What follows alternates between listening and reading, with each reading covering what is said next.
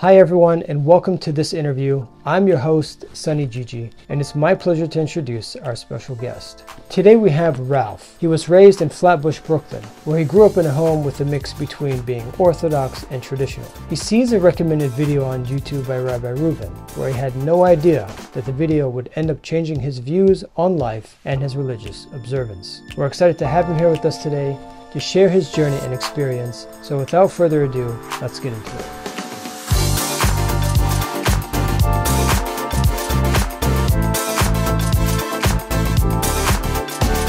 Okay, so today we have Ralph with us. Ralph, first of all, thank you very much for taking the time coming on the show and are willing to share your story with others. Sure. Ralph, can you tell us a little bit more about yourself, about your upbringing? How was your life previous to doing Teshuva? And just a little bit of background history about yourself. Yeah, sure.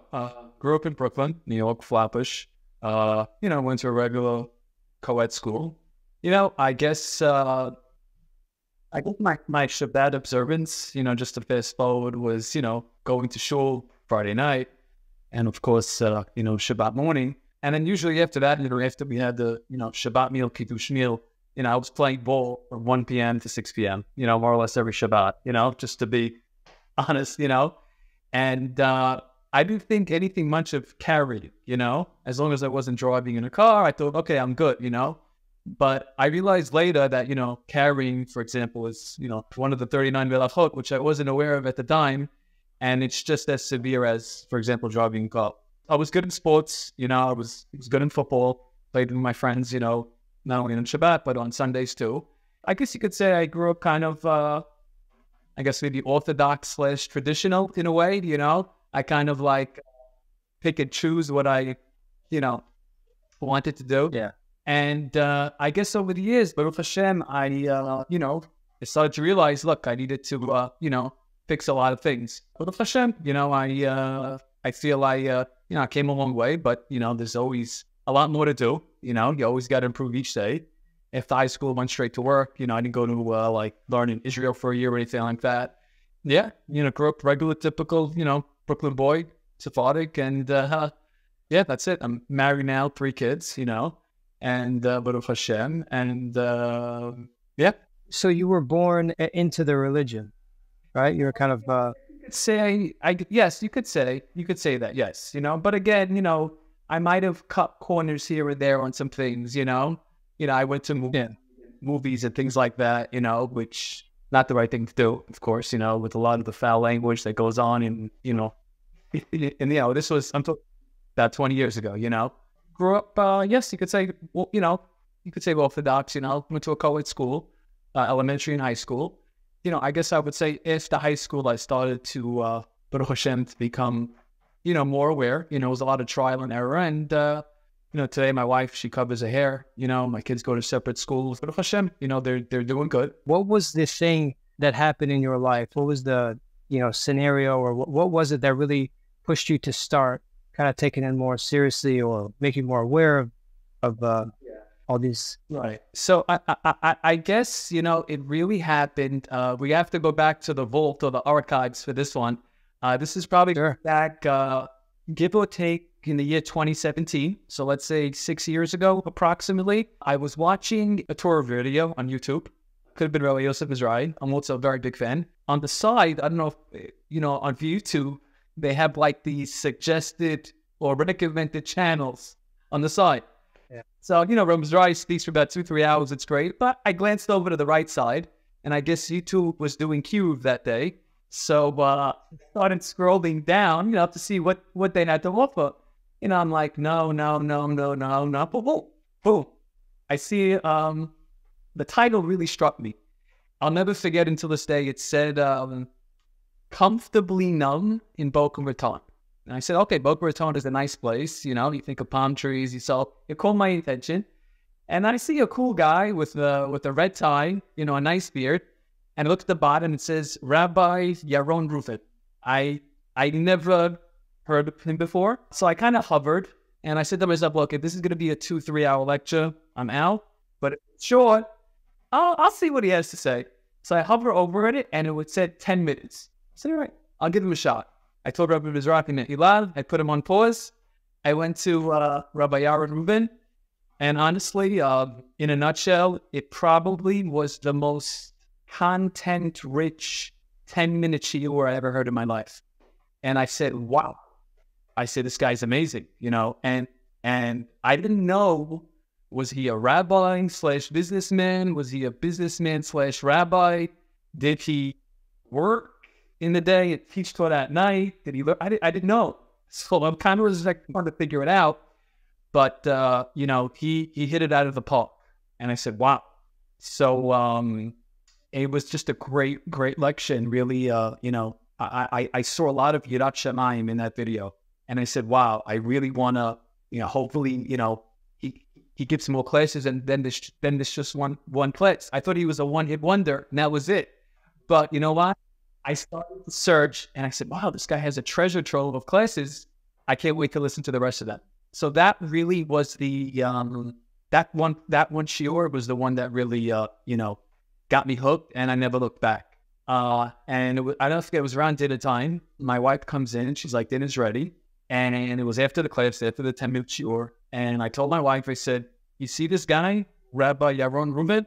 She's like, yeah. I said, he's going to be a superstar one day. And she's like, really? I'm like, yeah. She goes, how do you know? I said, I know. She goes, do you know him for a long time? I found him 10 minutes ago. She goes, but why are you saying that? I said, because he has Yirat Shamayim. He's sticking up for Kvod Hashem. I said, I have no idea what's going on in Boca Raton. I'm in Jersey, but he's fighting for Hashem's honor over here, and he's only going to go up from here. And you see, it just, in my opinion, everybody has a favorite Rabbi Yaron class. That's my personal favorite.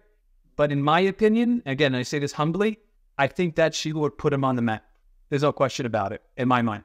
So what was it in that lecture, if you recall, that kind of made you you know, want to, that kind of wake you up? Yeah. So great question. So simply speaking, anybody can talk off the record. Anybody can talk not on camera. He wasn't afraid to say, I'm getting in front of a camera.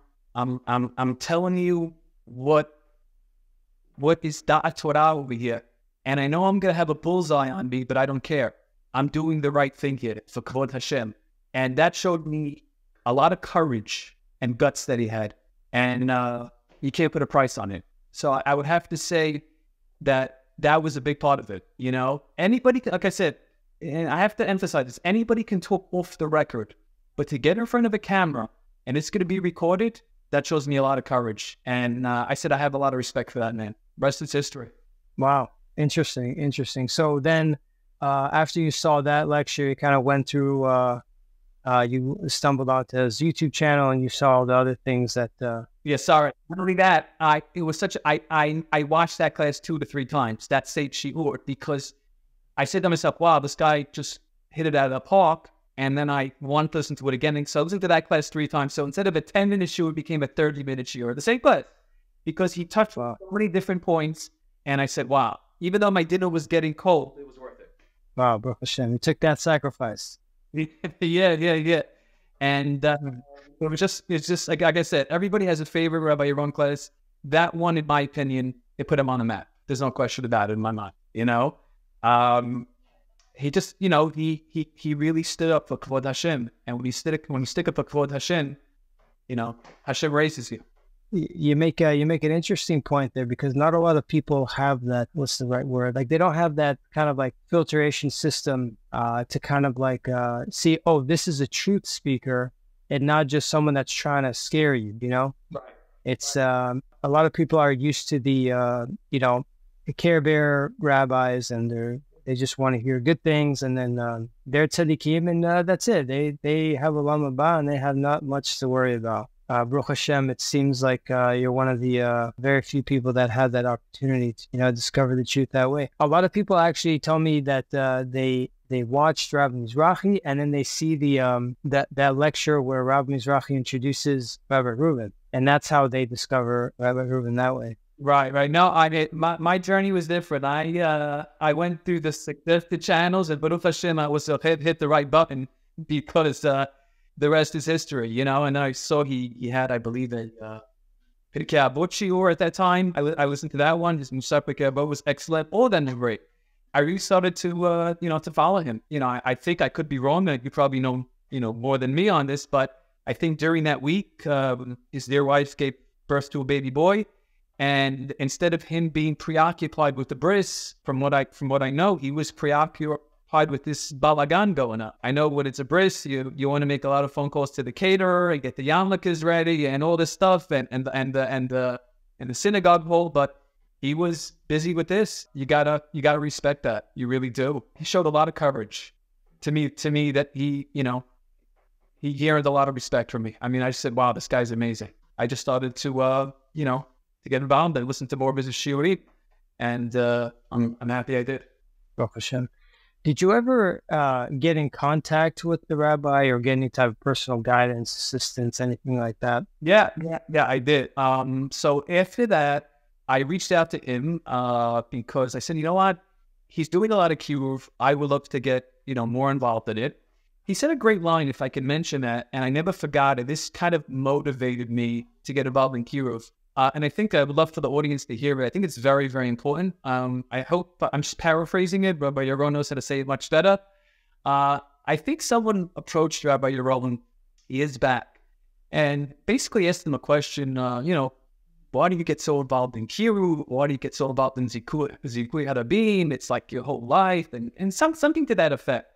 And he answered him great. He basically told this gentleman, he says, look, the reason why I do what I do, and this had a major effect on me, was he told them, picture the prince gets lost from the castle, and he gets lost in the woods, and the king is looking for his son, and he's missing, let's say, for a year, and the prince is lost. He's in the woods. He doesn't know how to get back to the castle. And all of a sudden, he happens upon someone, and that stranger brings them all the way back through the woods, through the forest, back to the king. How happy is the king going to be with that person who brings his lost, long son back? And of course, the mashal is Hakadosh Baruch Hu is the king. Imagine if you bring Hashem's children back, how much the king is going to reward you and be happy with you. So I never forgot that he said that, and it had an impact on me. And I said, you know what? The rabbi's right. Let me see if I can, get involved. So I reached out to the rabbi. He was very gracious. This is when you can get the rabbi over phone. Now it's very hard to get him. So I was able to actually get through, Baruch Hashem. And he actually, hooked me up with a very fine gentleman, one of his students. Long story short, we're still learning until today. I would say maybe 6 years after. Baruch Hashem, we finished the Yakut Yosef, Hilchot Shabbat together. I thought it'll be over by then. I thought maybe he'll be like, okay, but he enjoyed it so much learning with me, Baruch Hashem. Now we're doing other stuff. Hilchot Yosef, Hilchot Berachot. So, and I met him when he was single, and now Baruch Hashem, he's married, and he had a child about a year ago. So I knew when he was single, and Baruch Hashem, I was able to guide him to Shidduchim, marriage, and now he had a child a year ago, and he's doing great. So just a great, great story.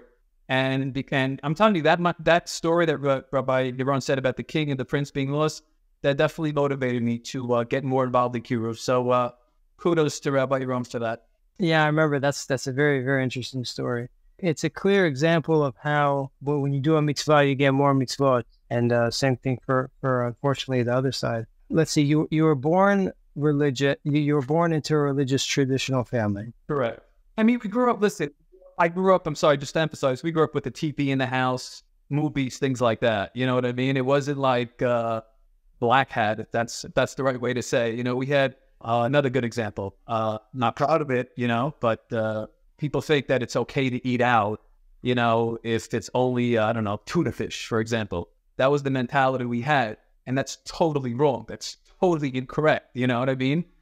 Yeah. So things of that nature, we always kept Shabbat, maybe not according to halakha the best way, but, there was no work that we done. But again, the TV, let's say, would be on, things like that. But if I should, after that, after I got more aware, we eliminated a lot of those, stupid mistakes, But I would really say, just, Rabbi Yaron, his Yirat Shamayim is just palpable.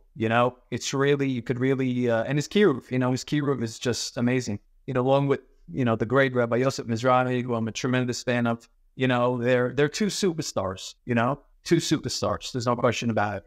So what do you think, what path do you think you would be on if you wouldn't have discovered Rabbi Mizrahi and Rabbi Reuven? So I would have to say that the common denominator would be Kiruv. I probably wouldn't have been more involved in Kiruv if it wasn't for those two. They really inspire you to get involved, do Kiruv, do Zikru Adabim, help out. For example, maybe I would have thought Kiruv is for the rabbis only, but it could be for someone who's not a rabbi. But if then, I do my best to learn. I think I have a good grasp of halakha. I always, just to digress a little bit, even when I was younger, maybe not as religious as I should, I always had the utmost reverence for Hacham Ovadia Yosef. I just always had this tremendous reverence for him. I remember when he came to New York, I was in elementary school, maybe first, second grade, and I saw this kingly, royally figure, with his robe and his dark sunglasses. And I said, wow, this must be a cool rabbi, I was in first, second grade, I was like, wow, he had this wow factor to him. And years later, I realized he was, Gadol Hador.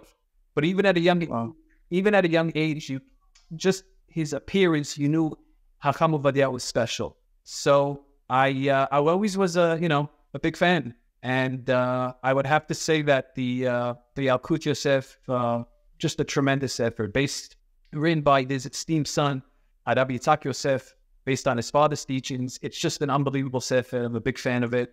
I urge everybody, they want to get good, solid foundation in halakha, buy it. Obviously, if your first language is Hebrew, learn it in Hebrew. But for those that first language is English, they translated English. They did a terrific job, phenomenal job. So I highly recommend it. And that's actually what we're learning with this gentleman that I mentioned before, who Rabbi Yaron set me up with. We did it in English. So it's a tremendous effort. It'll give you a good, strong foundation. And I would definitely recommend starting with a Chod Shabbat, because there's definitely a lot of halakha, but Rabbi Yitzhak Yosef lays it out beautifully. You're not really keeping Shabbat unless you know the laws of Shabbat. Right? And to go back to what I said before, when I was playing football on Shabbat, my mentality was with my friends were, okay, we're not driving a car on Shabbat, so we're good, right? Well, all we're doing is throwing the football. We're not electricity, we're not, lighting up a cigarette, lighting fire. So what's so bad about throwing a football? But it's one of the 39 melachot, which is hotza'ah, taking something from one domain to another, private domain to the public domain, for example. It seems like an innocent thing, but it's, it's no less severe than lighting a fire. And it's something that people should be aware of, along with the other 39 melachot. For example, borer is another melacha, which people can, think it's no big deal. Removing the bad from the good from let's say a bowl of food, for example. You have a salad, you have, for example, cucumbers and tomatoes. You don't like the cucumbers, you decide to just take out the cucumbers and leave the tomatoes. You just violated a melacha, one of the 39 melachot.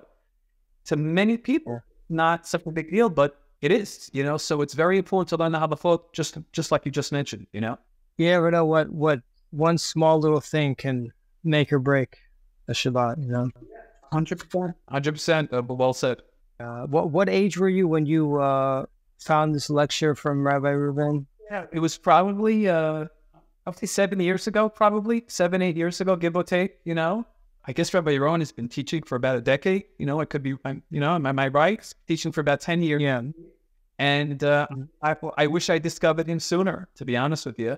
I honestly think that there's so many more people that should know more about him, and I feel we should, publicize his lectures more, even though he has a great following, but I definitely feel like there's a lot of people that can gain tremendously from it. Your parents or other family members, how do they take it? A lot of people sometimes, when they're used to being one way and they hear something totally different their whole life, they kind of get like, oh, that's not the right way, that's not the right path, or, Did they have any issues with that or? No, I mean, not really. I mean, my family is tremendous fans of Rabbi Yaron. My wife, I introduced Rabbi Yaron to his shiurim to my wife. My son, who is 15, 16, big fan. My daughter, she tells me when Rabbi Yaron is giving a live lecture now. Just to give a plug, bh.live, great place to listen to Rabbi Yaron's live shiurim. Just a little joke, prior to bh.live, I would listen to Rabbi Yaron's live shiurim on Facebook. It's interesting. I never had a Facebook account. I don't go on social media. It's not my thing. I don't do it. I don't do that stuff.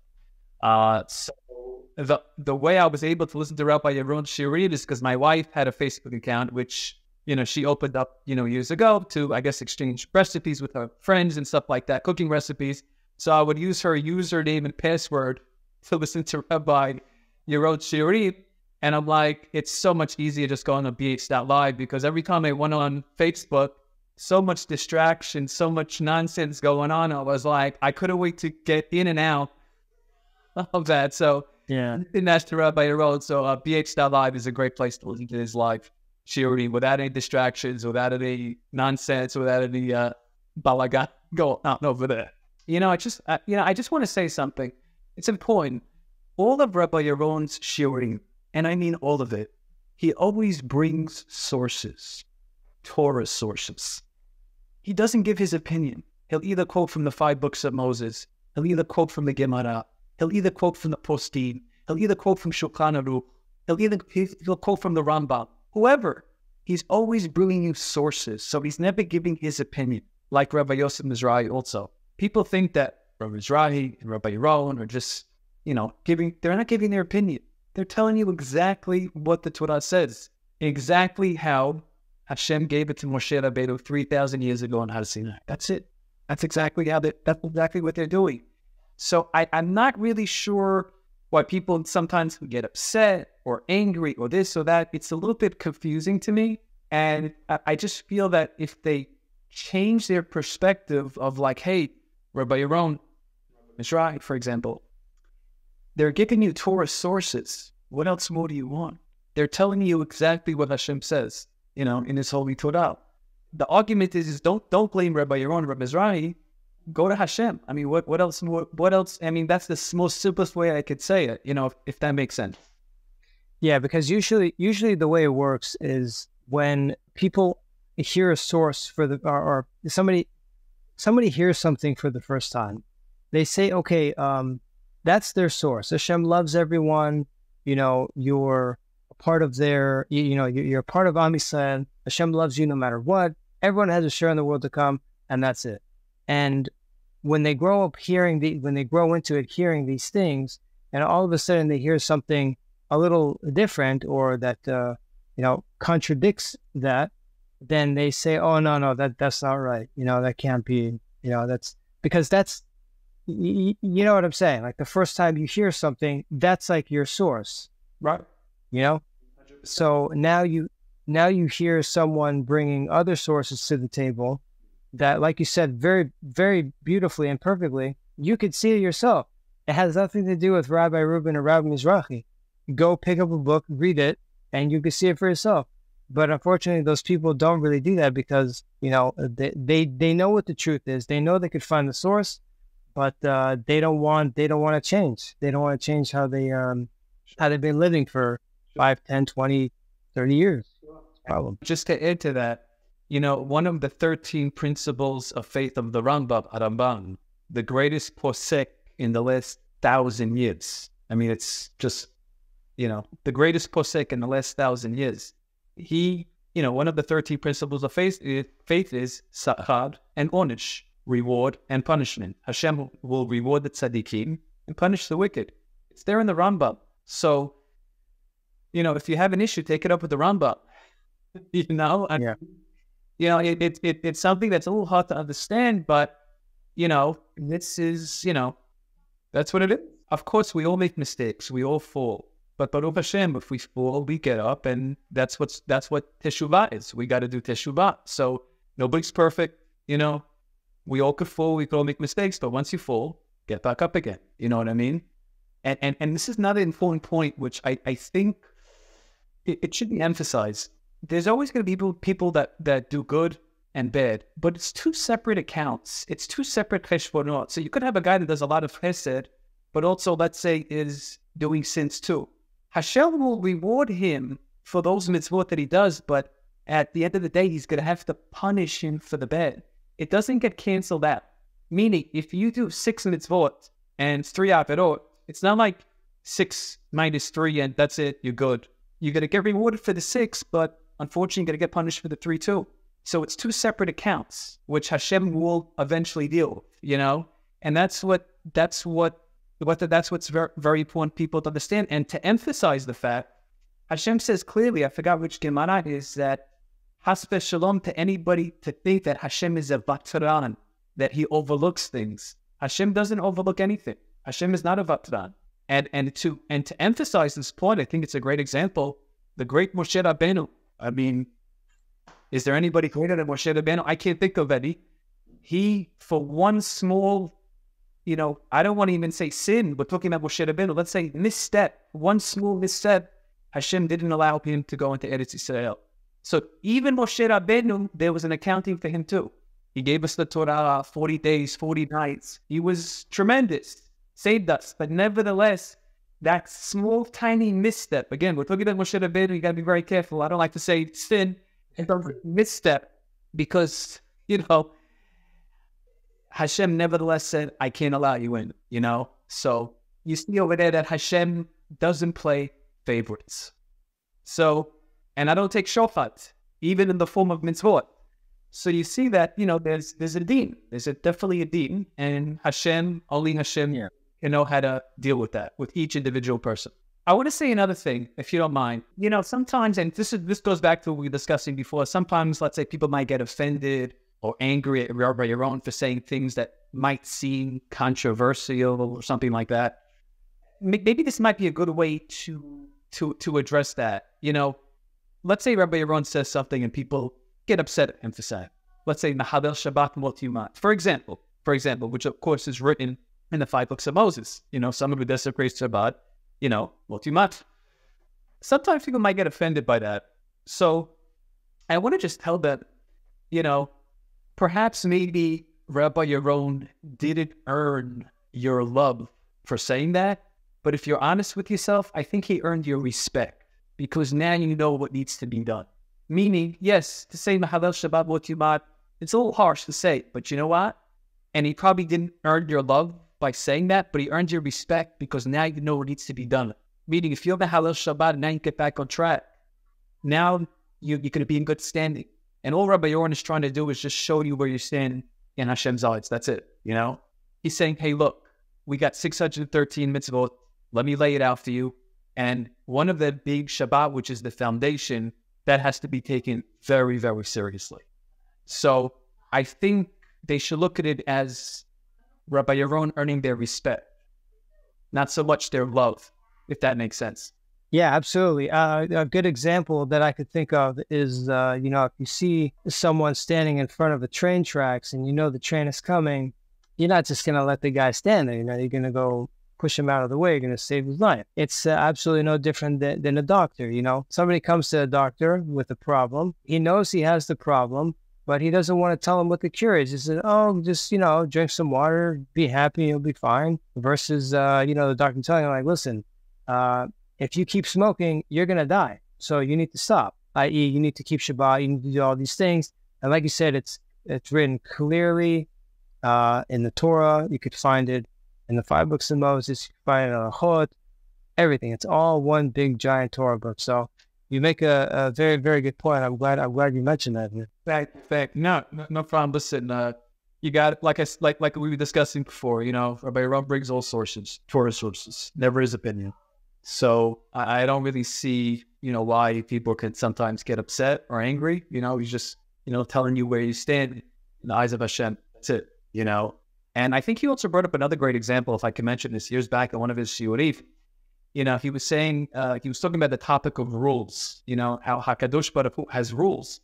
And Rabbi Yaron gave a great example of if a person doesn't put a quarter in the meter, or back in the day, if you don't put a quarter in the meter, guess what? You get a ticket.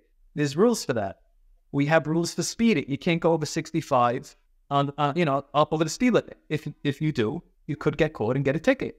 So they have rules too. All the more so, HaKadosh Baruch Hu has rules, the creator of this world. So if there's punishment for not putting a quarter in the meter, or going over the speed limit, or any other crime that a person wants to do, heaven forbid, and there is judgment here, well, the more so, the king of the world, Hashem, HaKadosh Baruch Hu, has rules too. So if a person looks at it that way with those optics, I think that's a good way of a person waking up and realizing, hey, you know what? This Rabbi Yaron guy, I think he's right with what he's saying, And hopefully that can lead people to start to get on the path of Teshuva. Essentially, they're just messengers, the Rabbi Mizrahi and Rabbi Reuven. They're just telling us what it says. We could find this information ourselves, Like you said in the beginning, they're just taking the time out of their lives to do the Kiruv and helping us, forwarding us the message. That they're just the mailman. They're just the messengers of Hashem, and they're really here to help us. 100%. There's no question about it. In my opinion, Rabbi Yaron, Rabbi Mizrahi, probably the two greatest Kiruv speakers, in our times, especially now, as everybody's saying, we're in Acharit Hayamit, end of days. Just look at the results. Those two are just, look at the statistics. As they say, the statistics don't lie. You show people facts, you show people proof. Look how many people, Baalei Teshuvah, they're doing tremendous work. And I'm happy to hopefully be a part of it, Oh, Hashem, we definitely are. I know you're learning now with the gentleman that you met through Rabbi Reuven. Baruch Hashem for that. What about some of the future goals that you have in mind, or some goals that you're pursuing right now? I would love it to be I would want it to be more Kiruv oriented. So I would love to still, if I can, assist in any way with Team Bezat Hashem. That's a major goal of mine. Maybe I'm not sure if this is in the works or not. Maybe we could do a seminar, in a hotel somewhere. I know Rabbi Mizrahi does that in Israel, and is very successful. Perhaps that's something that we can, work on. I'm sure that's going to be a big project to do. But I think that, maybe that could be something that, I would love to maybe get involved with. I know when it comes to the beautiful Bezat Hashem films, I guess Rabbi Yaron has that all covered. He's with all the great films that he's done. Hashem took back his millions. And all the Gehinam film was tremendous. All of them, Tikkun Abrit, Hivut HaKevet. Those were all blockbuster films. So he has that all covered. But maybe perhaps, we could find ways of just getting more, the word out, I think a seminar would be something that could be very interesting. What do you think on that? It's definitely possible. I know he has, a few things that he looks for before these kind of things happen. But if if we can get those requirements in, then I'm sure he wouldn't send such a thing down. Yeah, no, 100%, 100%. And I want to just say another thing too, to all of Rabbi Yaron's students and B'ezrat Hashem future students. It's such a great place to support also financially, not just for Kiruv, but look how much Rabbi Yaron is doing for those that are less fortunate out there, how he's helping so many families in Israel. He steps up big time, and he just deserves so much credit, And I think that, people should really, donate as much as they can. What's going to great sources. And, he's just, he does so much. He really does so much, in the Kiruv world, and also not just spiritually, but also physically for those that are, less fortunate. Like, for example, one of the videos I saw, and this really touched my heart. You probably know about this, Rabbi Sunny. Rabbi Yaron had a video out, maybe it was a few years ago, of Miskena, I think she was a widower. She hired a contractor to come do work in a house. The guy just took her money, left a hole in the ceiling. She was freezing, rain coming in, snow coming in. And Baruch Hashem, Rabbi Yaron was able to collect money and seal up that roof for her, That's where you want your money going, to good things like that, to help those that are, going through a tough time. So, I'm so happy, I was able to get involved with that, and just, he has his hands in a lot of great things, and whoever helps Rabbi Yaron, you're a partner in those great things. So, kudos to him for that. Yeah, that's an interesting point as well. It's one of the very few organizations that actually show you like a receipt of where your money is going. They have these campaigns, and they raise a good amount of money. Sometimes it doesn't even reach the amount that they've, donated before they actually, because, the organization gives before they start collecting for the campaign a lot of the times. Right. And a lot of times it doesn't even, meet the amount that they've given. One of the things that's great about it is that they show you where the money goes, like you said, it shows, people that they've helped. It shows, like the Mishloach Manot, Purim, they show all these, like hundreds of baskets of things and where everything's going. They show pictures of people that received it. I personally, I haven't really seen that. I mean, at least I haven't seen the effort, of showing people where their donations are going.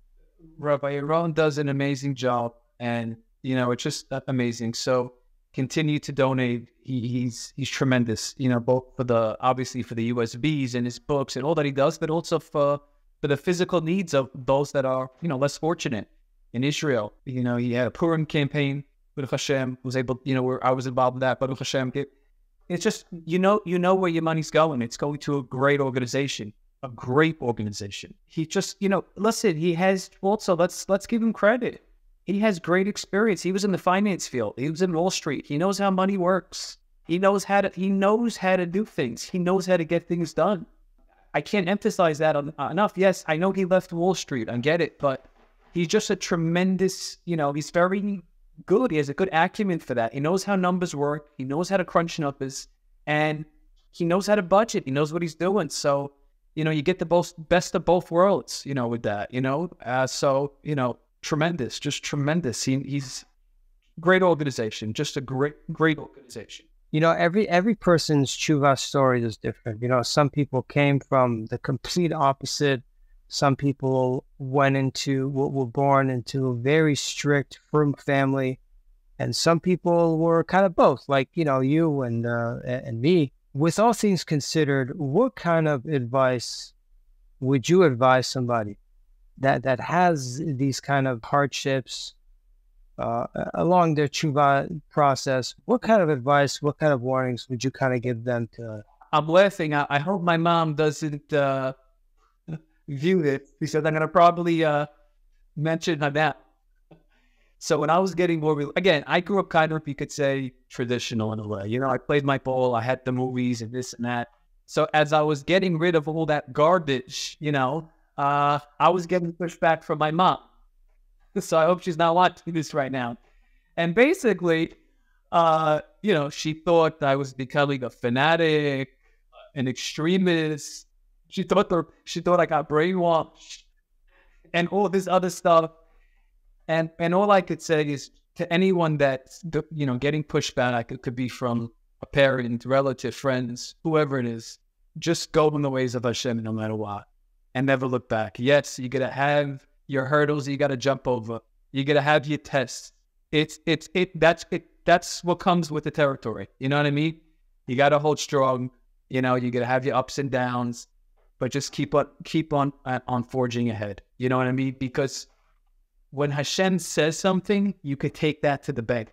When Hashem says it, you got nothing to worry about. There's nothing. When Hashem says this is permissible, but yet this is forbidden, then those are the rules. If Hashem says this is forbidden, you got to follow it. You have nothing to be afraid of. Wouldn't follow what Hashem says. Now following someone else's opinion, that's very risky. Especially when it goes against the Torah, So, yeah. First thing just has, the advice I would give people is, it could be a bumpy road, and it might be, and Rabbi Yaron, I think, addresses this a lot in his classes. You just got to do what Hashem wants, no matter what. You know, and you got to ignore the negative noises that you might hear. Of course, do everything with the consultation of a good rabbi. You know, there's always going to be situations where you have to consult a rabbi with, you know. And at the end of the day, you know, whatever the psak is, you got to follow, you know. And there's going to be a lot of gray areas. So I would definitely urge, you know, a person, no matter what, you know, if you know it's forbidden and something doesn't seem right, your hunch is probably correct. You know, we know sometimes when something is right and something is wrong, but especially when we know when Hashem says it's wrong, we got to follow it. And we should ignore a lot of the noise out there, because at the end of the day, you know, it's Hashem is going to be the one judging us, you know, not our relative. As a side note, I know since the whole Corona thing happened, there's a lot of like shakeup in New York or New Jersey, New York. A lot of Jews are moving out of there. Yes. Has that impacted your area? Like, is that really? I know there's a lot of fake news. You know, we all know that. But yeah. What really happened? So when we had Corona, you're talking about when it was Corona time? Yeah. So basically, look, when it was Corona time, you know, a lot of the schools were shut down. The schools, everything was done via Zoom. I guess you could say long distance learning. You know, there were face masks going on once schools started to reopen again. You know, we had smaller minyanim or sometimes outdoor minyanim. But now, you know, things are, you know, back to normal. We do have, I would say, more or less where I am, everybody's still, you know, intact. But I definitely heard of a lot of people moving out to actually Florida, you know. Why do you think they wanted to move? It's a good question. I mean, weather also, I think, plays a factor in it, you know. I mean, the Florida weather is really beautiful, you know, all year round, as opposed to here on the East Coast where it gets really cold in the winters. So I feel that played a role in it. I guess everybody has their own, perhaps, reasoning why they moved out. But listen, Florida's a great place. There's no question about it. You know, I have some friends out there, and they're really enjoying it. You know, they like the mild weather. You know, and yeah, I'm sure they like the humidity out here. Yes, 24/7. It's like, yeah, well, when you're in the cold, you want the heat. When you're in heat, you want the cold. But once you're there, you don't want either. You know. Yeah. I would take the heat all year long. You know, I hate the cold, but hey, you never know. I might. I heard some great things out of Florida, so you never know. I'm definitely, you know, something might be contemplating that. You know. Do you have like a study schedule now? How often do you study? Listen, at night, I'm listening a lot to Rabbi Yaron Reuven at night, you know, because I get a lot of stuff from that. Pretty much, so I earmark that, you know, Sundays, Tuesdays, Wednesdays, Rabbi Yaron. Listen to Rabbi Yaron Monday night. I really like the Musar a lot. And I would also just recommend to any Rabbi Yaron students or Rabbi Mizrahi, you know, there's so much information in these shiurim. You know, they go 2.5, 3 hours. I would definitely recommend getting a notepad and a pen, taking notes, because there's so much information over there, you know, so much. And you're not going to remember everything. Take notes. You're going to absorb, the shiurim a lot better. And that was something I wish I did from the very beginning. But now I'm starting to, you know, hopefully I can implement that. So taking notes is very, very important. There's so many golden nuggets that they say in those shiurim, you know, such great, you know, great clips from there that are just life changers. Yeah, definitely. A lot of Musar. We need it. We need a lot of Musar, especially nowadays. Like you said, we're very close to the end. We got to wake up. There has to be more people like this. Unfortunately, there isn't. And we can obviously see where the split is and the choices that we're kind of forced to make, whether it's with Corona, what kind of rabbi you follow, who's your rabbi, what you decide to follow, what you don't decide to follow.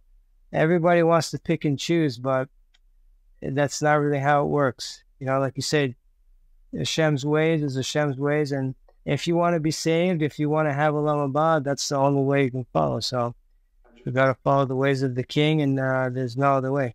You know, I just was so inspired from Rabbi Reuven regarding Kiruv, you know, and you know, message for everybody, you know, perhaps wants to learn one-on-one, like I did with this other great student of mine, you know, or Rabbi Yaron student, that is. You know, I know a lot of times, you know, people will reach out to Rabbi Yaron, you know, but Baruch Hashem, he's so busy, and if anybody needs that extra help or extra assistance, after listening to Rabbi Yaron shiur and wants to maybe learn privately over the phone, Rabbi Yaron has my number, and if he feels I'm the right fit, I would love to, have that opportunity to help out, as long as you have a phone, WhatsApp, we could definitely communicate over the phone. So I just want to get that out there. You never know who might be listening in the future that, could use, that extra help in certain areas. And if I could assist, this podcast would be well worth it, that I did, if I could do, if that's okay. So Rabbi Yaron has my information, hit me up, let me know, and we'll take it from there. And again, that Rabbi Yaron analogy of the prince being lost from the castle and he's in the woods, and that guy brings him back to the castle, the king, that to me is always in front of me. I think that's a tremendous analogy that really gets a person to start getting more involved. Listen, we need as many mitzvot as we can get, as we can do. Who can say they're doing enough mitzvot? I certainly can't. We don't know the depths of Hashem's judgment, which is Omek Hadin. We don't know that. And as many mitzvot as we can do, as much kiruv as we can do, that will just tip the scale in our favor. At least I could say, hey, Hashem, I tried. I tried to do kiruv. I surrounded myself with a great organization. Bezat Hashem, Rabbi Yaron Reuven, Rabbi Yosef Mizrahi. So I did my best, and that's all you could do is do your best. That's all I could say. So definitely, if I could help out in any which way, learning one-on-one, feel free to reach out. It'll be my pleasure. I do this as a volunteer basis. It's not a problem. Like I said, everyone has my information. So, don't be shy. If I'm the right fit or the right vessel, no problem. Nice. Hazak for the nice. Thank you. Thank you. Just to kind of finish it off here, is there any type of final message that you want to say, or something that we haven't covered that you want to say? I would say anybody who's on the fence, should I start listening to more shiurim from Rabbi Yaron, Rabbi Mizrahi? Just do it. Jump into it. Don't think too much. Hear them out. Hear their message. They have topics on an array of subjects. So you could pick any topic you want and just press click and just start listening. And you'll start to see that it's very, very enjoyable. Rabbi Yaron is a great speaker. Besides him being a tremendous Talmid Chacham in all areas of Torah, he's a great speaker. He's very easy to listen to, which I think he doesn't get enough credit for that. His shiurim, they flow nicely, and he hits it out of the park. He's a great speaker. So if you want something engaging and content rich, I mean, Rabbi Yaron just, he checks all the boxes, in my opinion. You're getting all the Torah knowledge, you're getting the Torah sources, you're getting it delivered from someone who was a great businessman, a former businessman. He dealt with, high net worth clients. So you're really getting the best of both worlds in a way. You're getting someone who understands the business world, but also understands the Torah world also. So I think it's just a great combination. I would say just jump in, get involved, listen to the shiurim, and you'll see that you'll get hooked. I think you'll be happy.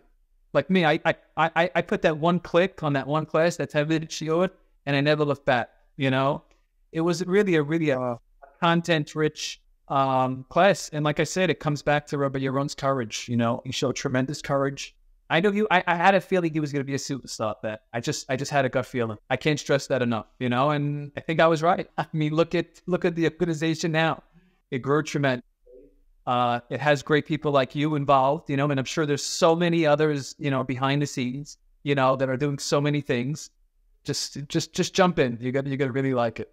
That reminds me when I was younger. I was maybe 11, 12, 13. I used to skateboard, and I had a particular friend that I used to skateboard a lot with. I always used to be scared to fall. There was a lot of tricks that I wouldn't do because I would be scared to fall, like, jump off some stairs or whatever. So we came up with this saying, "Oh, don't think, just skate," And it just reminded me of that because there's really not much to think about. You once you make that decision, you just got to go with it, and that's it. Once you're in it, it's very hard to get out. And you see, there's not really many other options out there that's as truthful as what the Torah can give us. Yeah, no, 100%. I mean, You just reminded me of the great, I got to give honorable mentions over here to Alav Shalom, the late Rabbi Victor Miller, Alav Shalom. You know, I was young at the time. I didn't know his greatness. I mean, I lived in Brooklyn at the time, so he had a shul not too far from me. Yeah. So he was just, you know, he was a legend. There's no question. Rabbi Victor Miller, he said it the way it is. So, you know, that reminds me of, you know, those great ones like Rabbi Victor Miller. Rabbi Nisim Yagen is another great one that comes to mind. Alav Shalom. Those were two giants. Those two great rabbis, Alav Shalom, stood out, you know, as being from that, being very direct in their approach. Yeah, you got to love it and respect that, and it's just tremendous. You know, they're missed, but Baruch Hashem, we have their holy Sfadim us to learn from. Okay, just an honorable mention, just the Rabbi Yaron's parents. I will say this, I forgot which Tana was in the Gemara, but he was such a great Tana that they said praiseworthy is the father that raised him and the mother that gave birth to him. And I want to just say to Mr. David Reuven and Mrs. Doris Reuven, I hope I'm saying the names correctly, praiseworthy is the father that raised him and the mother that gave birth to him, because your son's a superstar. He's Misakeh Rabbi, he's doing Kiruv. I mean, just tremendous, you know. You guys hit it out of the park. So I just want to say that. And of course, you know, we can't forget about Rabbi Yaron's dear wife, the Rebbitzin. He probably couldn't do it without you. You know, you're doing so many behind the scenes, and thank you for that. You know, just an honorable mention there.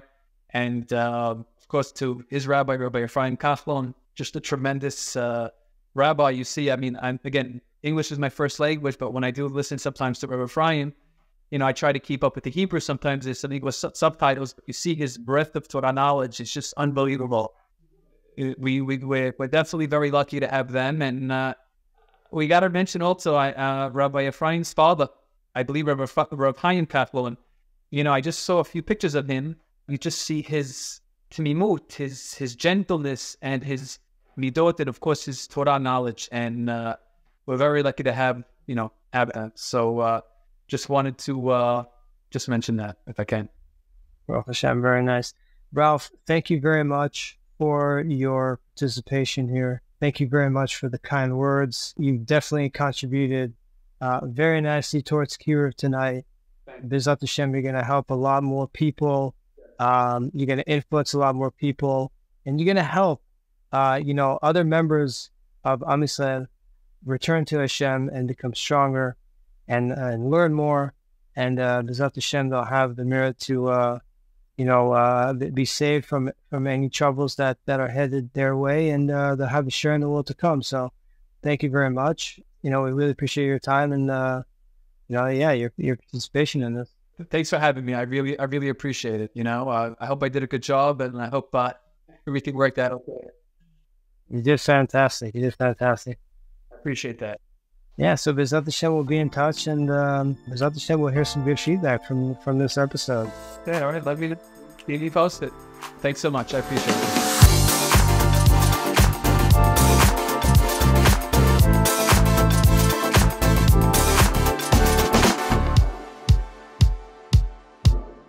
A very special thank you to all our amazing guests who show real Ahavat Yisrael by taking the time out of their busy schedules and sharing their ups and downs with us, all for the sake of Am Yisrael.